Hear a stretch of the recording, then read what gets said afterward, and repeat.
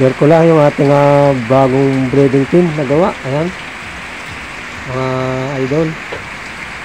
Ayan o, kitang-kita nyo naman o. So hindi pa siya tapos, kakagawa lang, kaya wala pa siyang pinto, pero gagawin pa natin. Pakita ko lang sa inyo yung ating breeding team na ibang style ng pagkakayari. Ayan o. Oh, ayos, maganda pala siya sa ulan, di basa. Ayos ng mga manok sa loob, oh. Ganda.